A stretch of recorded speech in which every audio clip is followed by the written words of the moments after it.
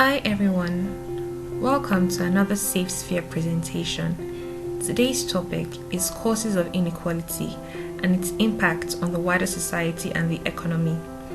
Today's presentation was prepared by Fola Oyetayomi and Oyebanchi Toluanimi.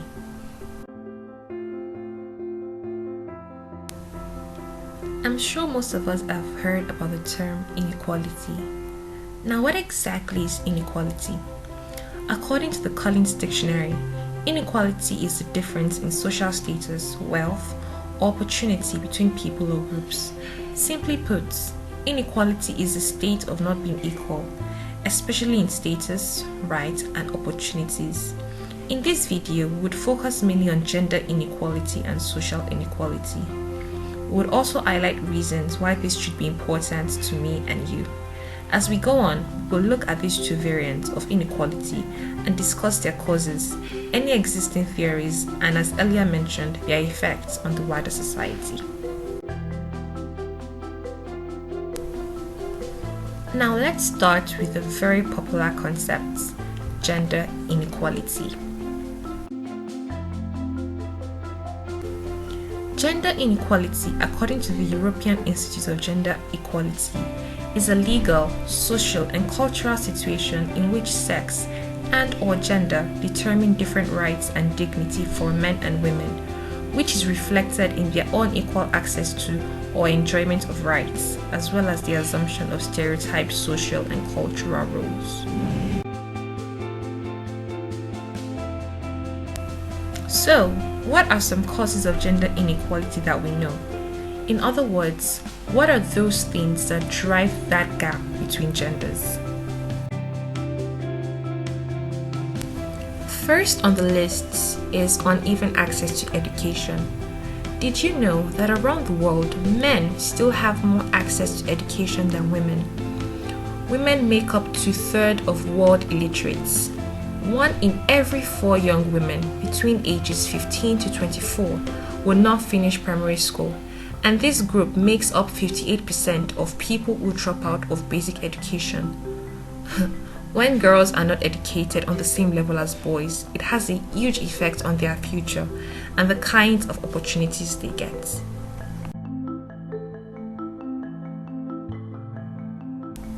Two, lack of employment equality. Of over 190 countries, only 6 countries in the world give women the same legal work rights as men. Can you imagine that? In fact, most economies give women only 3/4 of the rights given to men. Studies, however, show that if employment became a level playing field, it would have a positive domino effect on other areas prone to gender inequality. Another cause is lack of legal protections. According to research by the World Bank, over 1 billion women do not have legal protection against domestic sexual violence or domestic economic violence. Both of these things have a significant impact on women's ability to thrive and live in freedom. In many countries, there is also lack of legal protection against harassment in the workplace, at school, and in public. These places become unsafe, and without protection, women frequently have to make decisions that compromise and limit their goals.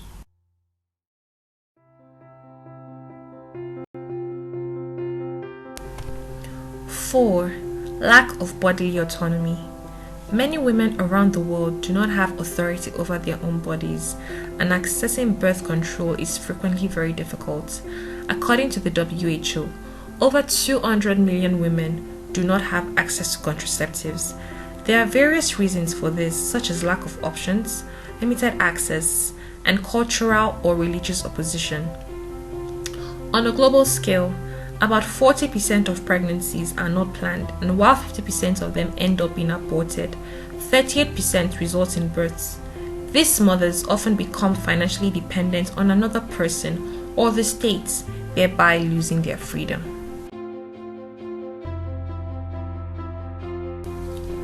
Number 5, societal mindsets. It's less tangible than some of the other causes on this list, but the overall mindset of society has a significant impact on the gender inequality. How society determines the differences and value of men versus women plays a starring role in every arena, whether it's employment or the legal system or healthcare. Beliefs about gender run deep, and even though progress can be made through laws and structural changes, there is often a pushback following times of major change. It's also common for everyone, both men and women, to ignore other areas of gender inequality when there is progress, such as better representation of women in leadership. These types of mindsets prop up gender inequality and delay significant change. Moving on, we will look at the adverse effects of gender inequality.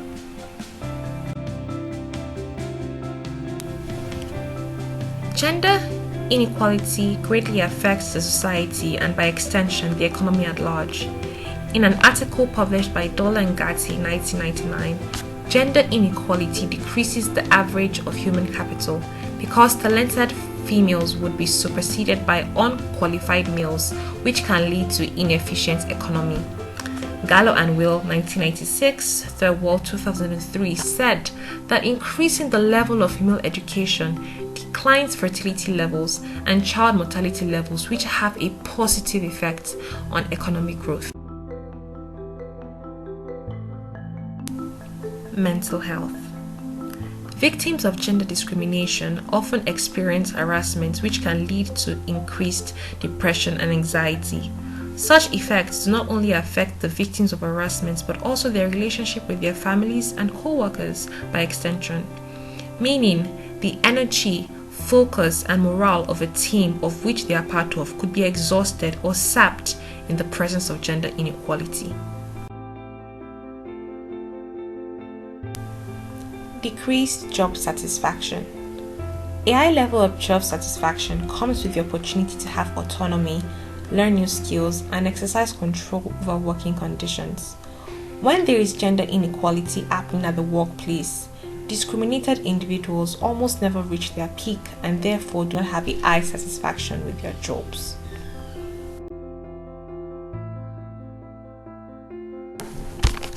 Number 3. Increased turnover. Because there is a negative impact on one's happiness and health, sexual harassment increases the chances of employee turnover.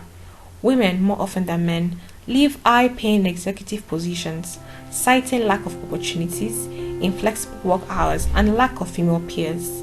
Every time an employee leaves, it costs a company or business more money in order to recruit and train a new worker. In the case where another woman is hired, with the problem of gender inequality unaddressed, the vicious cycle repeats itself.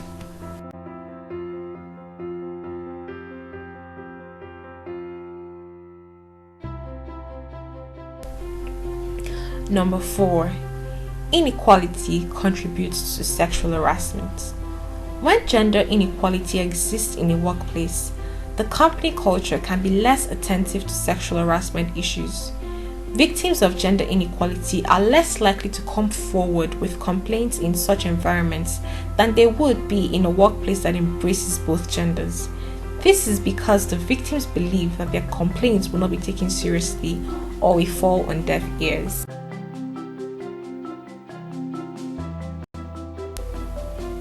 That is all for gender inequality.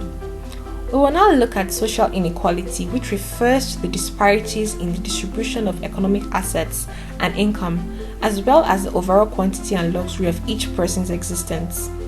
It is the existence of unequal opportunities and rewards for different social positions or statuses within a society or group.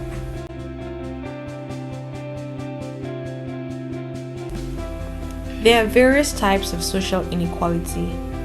Types of social inequality include wealth inequality, treatment and responsibility inequality, political inequality, life inequality, membership inequality, amongst others. There are also various dimensions of social inequality, such as income and wealth, power, occupational prestige, schooling, ancestry, race, and ethnicity. Now, because Because of the uneven development of different economies of the world, a lot of geographical regions have been left impoverished and diseased. A common example exists between the first world, more developed, industrialized, wealthy countries and the third world countries after the Second World War as measured by GDP. From the 80s till now, the GDP gap, while still wide, appears to be closing. However, there still appears to be limitations in its use as an economic indicator of social well-being.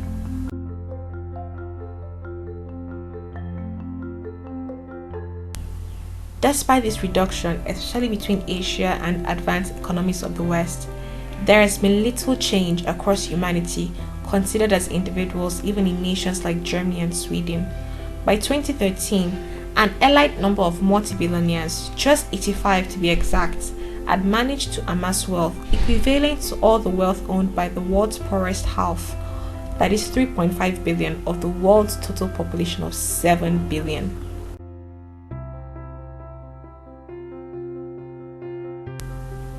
In 2011, Ortiz and Cummins showed that developing countries with high inequalities tend to grow more slowly. They found that countries with increased levels of inequality experience slower annual per capita GDP growth over the same time period. These same countries have wealth concentration among a class of entrenched elites. They then concluded that extreme inequality in the distribution of wealth globally, regionally and nationally, coupled with negative effects of higher levels of income disparities, should make us question current economic development approaches and examine the need to place equity at the center of the development agenda.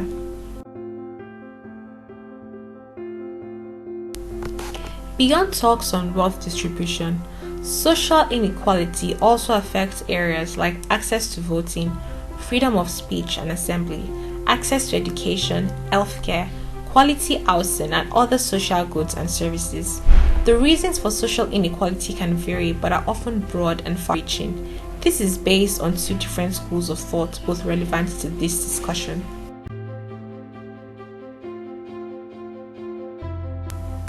The first theory refers to the functionalists. These theorists believe that inequality is inevitable and somewhat desirable as it plays an important role in society. This is because important positions in society require more training and should therefore get more rewards. According to this view, the existing social stratification led to meritocracy, which is a society governed by people selected according to merit.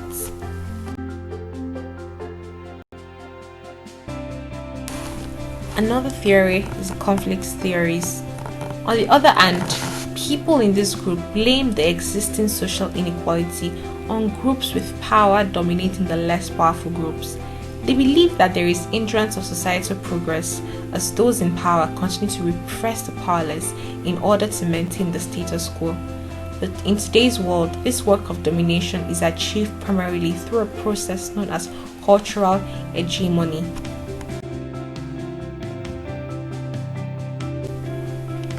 We would now discuss some ways that we believe can help bridge the gap between countries and people on different social strata. Number 1. Stop illicit outflows. By stopping the illegal outflows of money or capital, you stop developing countries from being robbed of resources. Therefore, these resources can be used to finance essential public services ranging from security and justice to basic social services such as health and education, thus strengthening their financial system and economic potential. Therefore, the less wealthy spend less. 2. Progressive income tax. This tax system reduces the tax burden on the people who can least afford to pay. This leaves more money in the pockets of low-wage earners who are likely to spend the money on essential goods and stimulates the economy in the process.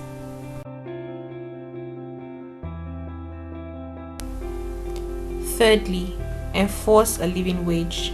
The goal of a living wage is to allow a worker to afford a basic but decent standard of living through employment without government subsidies. By enforcing this, you reduce social inequality.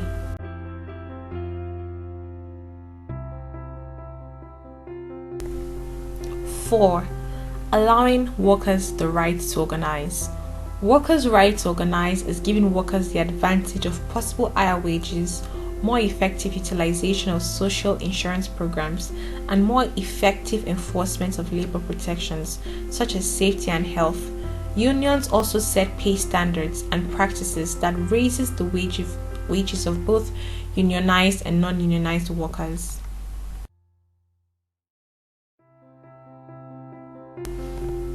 Last but not the least, open and democratic trade policies. Countries that are open to international trade tend to grow faster, improve, innovate productivity, and provide higher income and more opportunities to their people. Open trade also benefits lower income households by offering consumers more affordable goods and services. The references to this presentation will be shown in the next slide.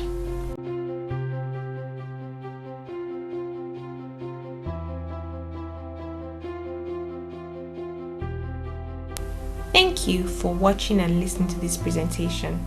Have a lovely day.